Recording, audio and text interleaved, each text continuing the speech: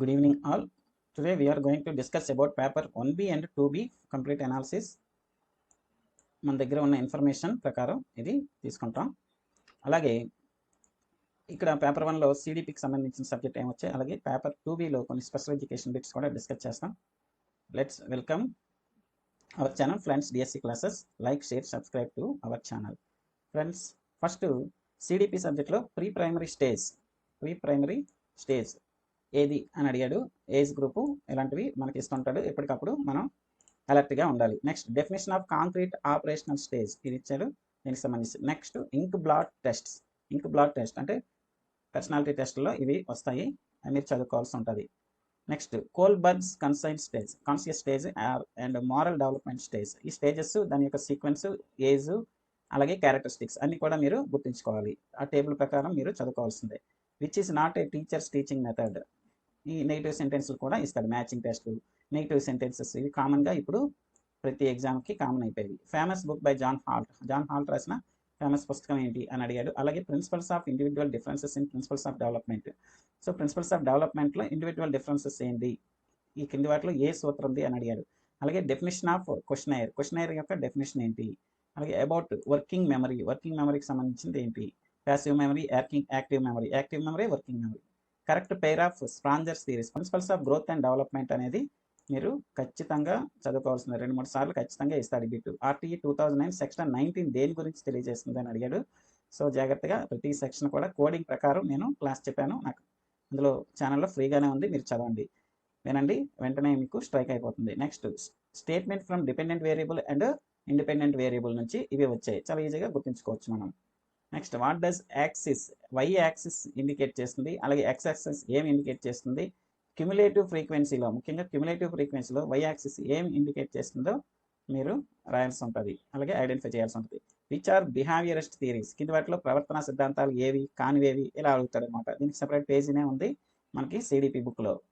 Next what should be entered before formula in Excel. MS ఎక్సెల్లో formula కొట్టే ముందు ఏమి మనం ఎంటర్ చేయాలి అని అడిగాడు. ఎంఎస్ ఎక్సెల్ సంబంధించిన బిట్టు ఖచ్చితంగా వాటి వస్తుంది, వర్డ్ కానీ, ఎక్సెల్ కానీ, పవర్ పాయింట్ కానీ.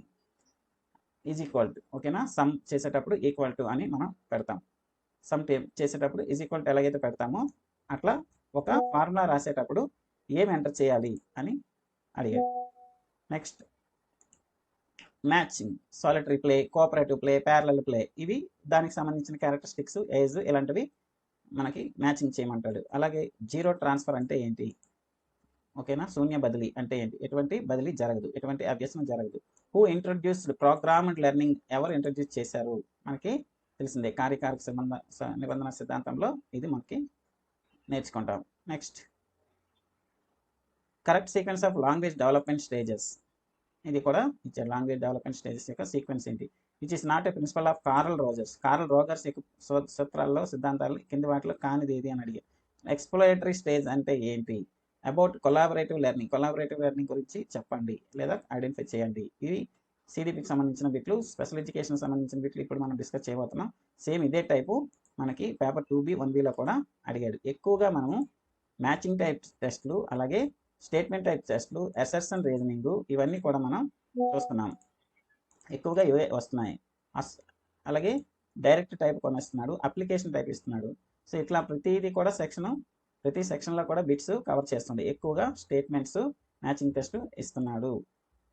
Disability acts, RT act, institutions, locations ఎక్కడ ఉన్నాయి, ఇలాంటివి. డిజబిలిటీ ఇన్స్టిట్యూట్స్ ఉన్నాయి కదా, ఈ లొకేషన్, మ్యాచింగ్ టెస్ట్లు ఇలాంటివి కంపల్సరీగా ప్రతి ఎగ్జామ్కి కూడా టచ్ చేయబడుతుంది. ఎన్ఐవి, పివిడి లొకేషన్ ఎక్కడ ఉంది, అలాగే ఇంకొక ఇన్స్టిట్యూట్ కూడా దాని లొకేషన్ ఎక్కడ ఉంది అని అడిగారు.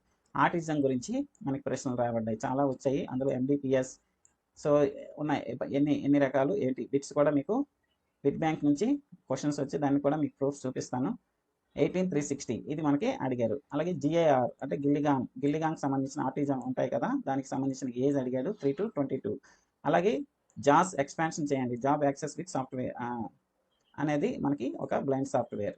నెక్స్ట్ గ్లాడ్ అనే గ్రేడ్ లెవెల్ అసెస్మెంట్ గురించి అడిగాడు. అలాగే ఎన్ఈపి 2020 స్టేజెస్లో మనకి 1Bలో ఒక స్టేజ్ అడిగాడు, అలాగే 2Bలో సెకండరీ స్టేజ్ గురించి అడిగాడు. కంపల్సరీగా ఎన్ఈపి 2020 మనకి అడుగుతారు. డిజబిలిటీ ఎగ్జామ్ కోడ్స్ ఉన్నాయి మీకు, డిహెచ్, హెచ్హెచ్ ఇలాంటి కోడ్స్ ఉన్నాయి. ఇది మీకు నోట్స్ ఇచ్చాను, అలాగే పీడిఎఫ్ పెట్టాము. హార్డ్ ఆఫ్ హియరింగ్ సంబంధించిన కోడ్ ఏంటి అని అడిగాడు. ఖచ్చితంగా కోడ్ కంపల్సరీగా వస్తుంది. నెక్స్ట్ ఇంటెలిజెన్స్ ఐక్యూలో ఇంటెలెక్చువల్ డిజబిలిటీ యొక్క ఐక్యూ ఎంత ఉంటుంది? Simple bit, repeated bit. Okay, 70. Next ఎంచార్ట్ ఏజ్ ఎంత అని అడిగాడు.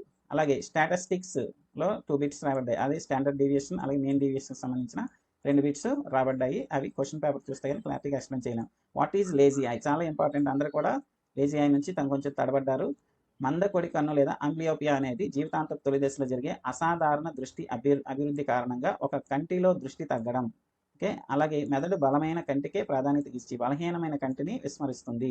ఇది సాధారణంగా పుట్టినప్పటి నుంచి 7 సంవత్సరాల వరకు కూడా అభివృద్ధి చెందుతుంది. పిల్లల్లో దృష్టి లోపానికి ఇది కూడా ప్రధాన కారణం. అంబ్లియోపియా అనేది మనకి ఇచ్చాడు. సింపుల్గా లేకపోయినా కొంచెం కొత్తగా ఉన్నాయి ఈ పదాలు. Lazy I, amblyopia.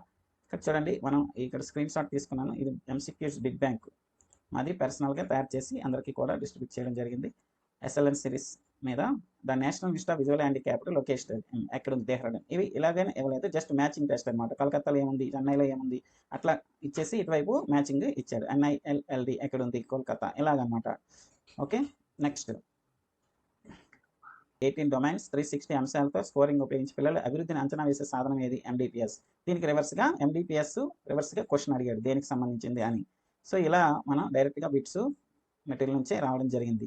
పసిపిల్లల్లో 16 నుంచి 30 మంత్స్ ఉంటాయి. ఆటిజం గుర్తించడానికి వాడే ప్రాథమిక సాధనం ఏది? ఎంచార్ట్ యొక్క వయసు ఎంత అని అడిగాడు. చూడండి, సో క్వశ్చన్ యాజ్ ఇట్ ఈజ్గా వచ్చేసినట్లే. నెక్స్ట్ ఇట్లానే ABC మోడల్లో ఏ అంటే ఏంటి? ఓకేనా, ఇలానే జస్ట్ మీకు డైరెక్ట్గా క్వశ్చన్స్ ఇవ్వడం జరిగింది. నెక్స్ట్ ఇంటెలెక్చువల్ డిజబిలిటీ యొక్క ఐక్యూ. చూడండి, డైరెక్ట్గా ఇదే బిట్ అలాగా తీసుకొచ్చి మనం ఇవ్వడం జరిగింది. మన ఎగ్జామ్స్లో సేమ్ ఇదిగోండి ఐడి వాళ్ళ యొక్క ఐక్యూ ఎంత? 70 అని చెప్పవచ్చు. నెక్స్ట్ టాస్క్ అనాలిసిస్ మీద అడిగాడు. చిన్న చిన్న దశలుగా విభజించి బోధించడం. ఇది ఇంటెలెక్చువల్ డిజబిలిటీ వరకు చేస్తాం. ఇది కూడా డైరెక్ట్గా అడిగేశాడు, same to same. Next multi sensory approach గురించి ఇలాంటివి చాలా వరకు మెథడాలజీ బిట్స్ నుంచి అడగడం జరిగింది. చూడండి, ఫంక్షనల్ అకాడమిక్స్ గురించి అడిగాడు. ఫంక్షనల్ అకాడమిక్స్ చాలాసార్లు బిట్స్ కూడా ఈ విధంగానే తయారు చేయబడ్డాయి మీకు. నెక్స్ట్ ఎగ్జామ్ సిరీస్లో కూడా కండక్ట్ చేయడం జరిగింది. నెక్స్ట్ సో ఇవి కొన్ని మాత్రం ఎగ్జాంపుల్స్ తీసుకొచ్చాము. ఇంకా చాలా వరకు ఉన్నాయి. Like, share, subscribe our channel and please I recommended to take the material of SLN series. Thank you very much. Contact to that numbers. Thank you very much.